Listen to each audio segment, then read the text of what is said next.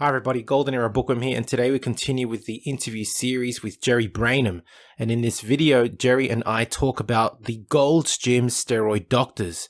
That is, the actual doctors who supplied the Golden Era bodybuilding legends at Gold's Gym, like Arnold, Franco, and Zane, with steroids they required to complete their transformation in preparation for bodybuilding competition. I guarantee that you will be surprised as I was with some of the information I learned from Jerry in this interview. Enjoy. So it's obvious that Ziegler initially supplied the York team, but who would then supply the early IFBB athletes? Would you know that? Honestly, I know that it certainly wasn't Joe and Ben Weider. They contrary to popular belief, they did not give steroids out to bodybuilders or athletes. What they did is look the other way. In other words, Joe, when he talked about a bodybuilder, he talked about how hard he trained and he uses my Weider supplements and this and that. But he'd act like, in other words, the attitude of Joe and Ben, especially Joe, was that steroids existed, but I don't, not seen, not heard. Don't mention them to me. I don't want to talk about them. Of course, later years, as the bodybuilders got more and more, gigantic, it was undeniable. I mean, but in the early years, the bodybuilders, strangely enough, they got, they didn't have much of an underground steroid thing like they do today on the internet, where most of the steroids are, you get them by these certain internet underground sites. They're underground labs, they call them. They're not drug companies. They could be made in a bathtub somewhere. There's no sanitary conditions anyway. But back in those days, strangely enough, the bodybuilders got their steroids from doctors. Yeah, well, this is kind of where I'm going. Yeah, because you have to understand, steroids did not have the evil reputation they have today. Yeah. Steroids, nobody really knew about steroids. If a bodybuilder went to a doctor and said, "Hey doc, could you give me a prescription for this new drug, Dianabol, or Winstrol, or Anavor?" The doctor would take out his physician's desk reference, because the doctors back then knew, and even today hasn't changed. They know nothing about steroids. Most doctors they never use steroids in their practice, anabolic steroids. Even endocrinologists rarely use anabolic. Testosterone, yes, but not anabolic steroids. So they would take out the physician's desk reference and look up there. Let's see, Anabol increases protein retention, and I'll give you the prescription. So they gave him a prescription. When Arnold tells people that he took steroids, but he had a prescription for it, he's not lying. Yeah, he's telling the truth. He's telling the truth. But what Arnold leaves out is that he had a contact at the shearing company in Germany who would send him directly pure, unadulterated Primobolan, which was an anabolic. That was Arnold's favorite steroid. Send it directly to Arnold as much as he wanted in the United States. So that was not a prescription item. But Arnold did get, for something like Dianabol, Arnold could get a prescription from any of the doctors in California. It wasn't considered dangerous. So that was my question in regards to Gold's Gym and people at Vince's gym that trained. There wasn't a specific doctor that would prescribe them, or they would just go to their general practitioner and ask for a prescription? Initially, yes. But as time came, after a couple of years, when they began to realize that, when they looked a little bit further down the description in the PDR, when they realized there's possible side effects, and the most GP medical doctors, internal medicine specialists, whatever, they became reluctant. This is before. Today they have what they call triplicate prescription. Meaning, if a doctor gives you a prescription for steroids, you get what they call a triplicate prescription, 3 of them. One of them goes directly to the Drug Enforcement Agency. So if any particular MD is giving out a lot of steroids, the DEA knows about it. They start monitoring them. Eventually, they can go in and arrest him and put him in jail and take his license away. And this is what happened. What happened is eventually certain doctors evolved where they became the go-to doctors for steroids for bodybuilders. One of them was named Walter Jacot. His name was Walter Jacot, Jekot. He was a lot of the champion pro bodybuilders went to JCOT in the 70s and past that, he would unhesitatingly give them prescriptions for any steroids they wanted. He was a pediatrician. Could you imagine? He was a children's doctor. And I went with a pro bodybuilder. I don't want to use his name, to embarrass him. I went with him once he went to JCOT to get his steroid prescription and to get a prescription for methamphetamines to allow him to train hard. A lot of the guys took speed because it did two things. It destroyed your appetite, made it easy to stay on a diet, and also it made them train harder because it's speed, right?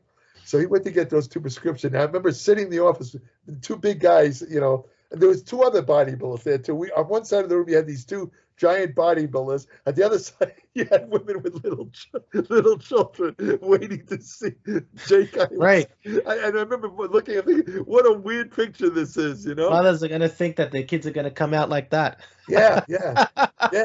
And there was another doctor who was in the Pasadena area.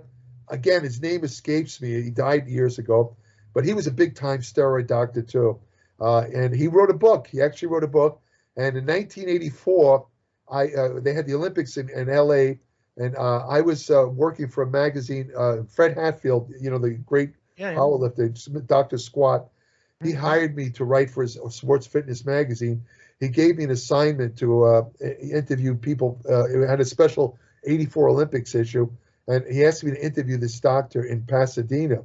So I went up there and interviewed him, and he told me, he said he would, again, because of patient confidentiality, he wouldn't name the bodybuilders, but he told me he had over maybe 150 bodybuilders that he was giving steroids to. And this is the funny part. The Olympic Games had already started, the 84 Olympics in LA.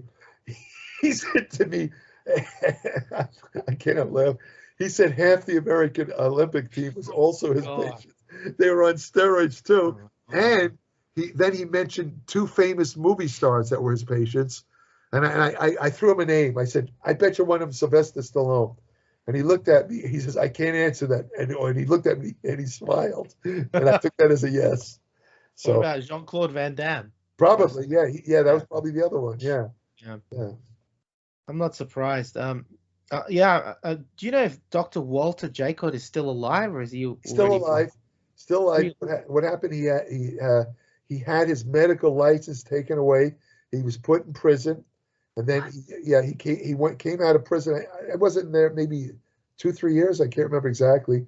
And then he moved to back east, I think Pennsylvania, if I'm not sure exactly. And he regained his medical license, and he's back practicing, as far as I know. And I could bet, without even knowing, that he no longer gives out steroid prescriptions. I'm pretty sure. Yeah. I wonder if I could actually get in his contact details, if I can try to find him. You can try looking him up on the internet. It's Walter Jacot, Jekot. Okay, I'll try. It would be amazing to interview him. Yeah, I went to him once as a patient.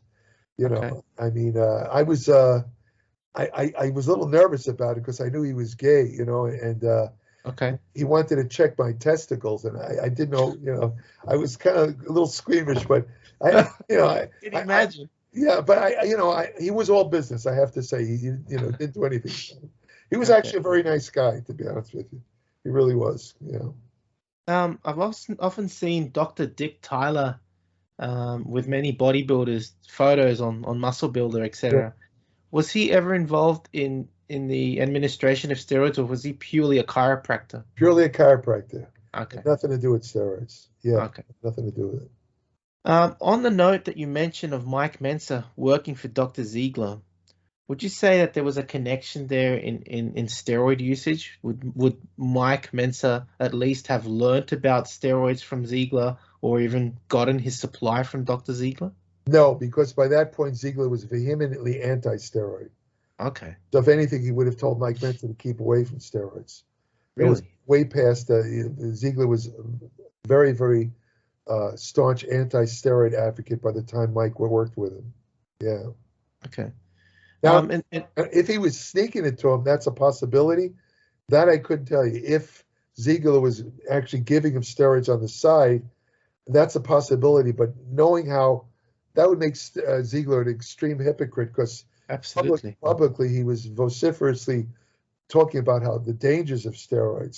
So for him to give his acolyte Menser steroids would be hypocrisy to the nth degree. I don't see him doing that. But what years was it that Mike Menser was with Dr. Ziegler? That would be around, let's see, that was in the 70s. That was the early 70s, early to mid 70s. Is Dr. Ziegler, sorry, go on. Around 72 to 75, yeah. Just when Menser was coming around. There you go, exactly. Yeah, because he did stop after his injury. Yeah. Yeah. Is Dr. Ziegler still alive? No, he passed away. Okay. Yeah. So as we have heard from Jerry Brainum, contrary to popular belief, it wasn't the weeders that would supply Gold's Gym bodybuilders with steroids, but because they were legal back then, bodybuilders would simply go to medical doctors to get the steroids they required as prescription medication for muscle growth, as steroids were legal back in the day.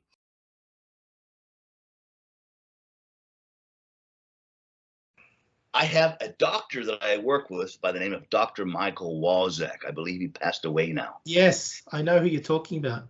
And Dr. Walczak prescribed everything to me. Prescriptions. Have you got those prescriptions, Tom? Yes. Oh, I don't have them. Oh, man. It's become going back 30, 40 years. But Dr. Walczak would have that data. I believe you 100%. Jerry Brainum, I haven't released this interview yet with Jerry Brainum. Yes. But he talks about Dr. Walczak, and this is what I want to tell the people now. I'm confirming what Tom is saying. Dr. Walczak was otherwise known as the Gold's Gym steroid doctor. There's another doctor, too, that did this. Yes, there were two of them. The other guy what's his name? I forgot the second guy's name. Sure, I've actually got it guy. all in notes. I did some research on it after I spoke to Jerry. Yeah. I'll have to find out, but I can confirm what you're saying. Specifically, the names of the two well-known doctors were called Dr. Walter Yekot and Dr. Mike Walczak, and these were the doctors that were mainly responsible for prescribing steroids to the Gold's Gym bodybuilders. I previously was under the belief that Dr. Dick Tyler, a chiropractor, was the person responsible, but this isn't true. I also had the idea that Dr. Ziegler was not involved, as I knew that by the 1970s he had deeply regretted his decision to introduce steroids to the Iron Game through Bob Hoffman, although as Jerry and I discussed, it is possible that Mike Menser, his apprentice, learned much about steroids through his mentor, Dr. Ziegler. I actually did some research of my own, and apparently these doctors, that is Dr. Walter Yekot, are still alive, and I have tried to contact them, but I have not heard back from them. If I do, I will surely interview them, as I am sure they would have some fascinating stories to tell. And Jerry's story of these doctors getting busted is true, and I did find information of the many cases of distribution of steroids to athletes and even actors, very well-known actors, by these doctors, of which they were eventually charged and sentenced for the distribution of steroids. For those that think I have forgotten the other dealers, such as Paco Arce, I have already covered this character in a previous video, and I'm absolutely sure that there were several other unnamed individuals that would have also acted as steroid dealers to the Gold's Gym bodybuilding scene. Anyway, I do hope you have enjoyed this interview with Jerry Brainum on the Gold's Gym steroid doctors.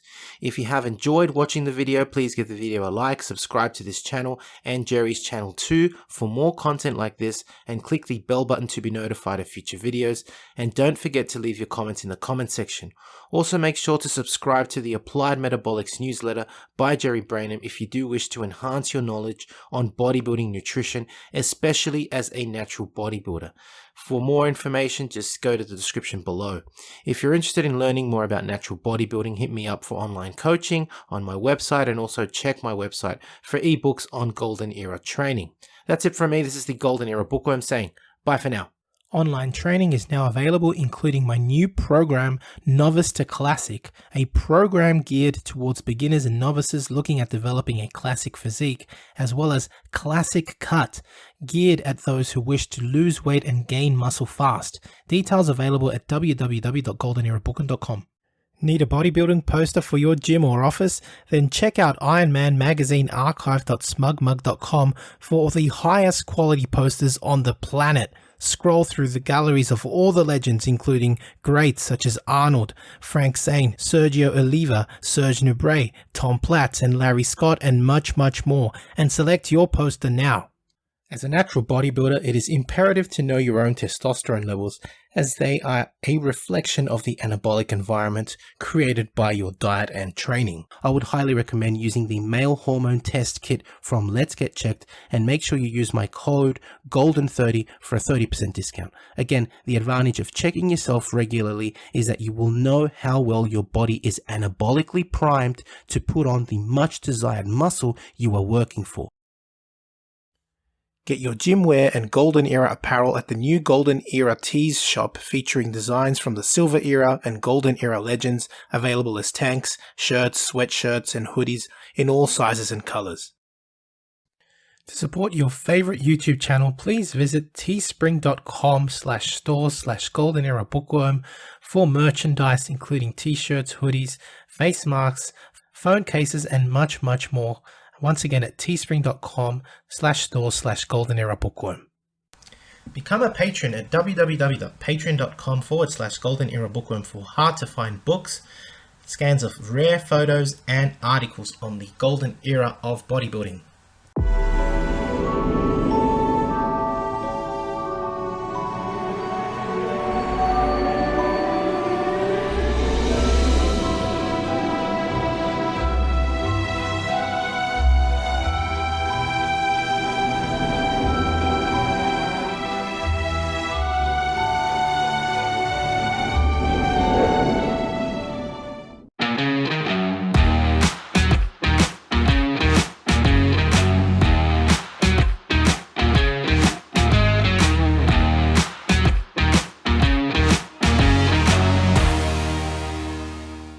I don't think that Bill Phillips looked at it as, I want to compete against them.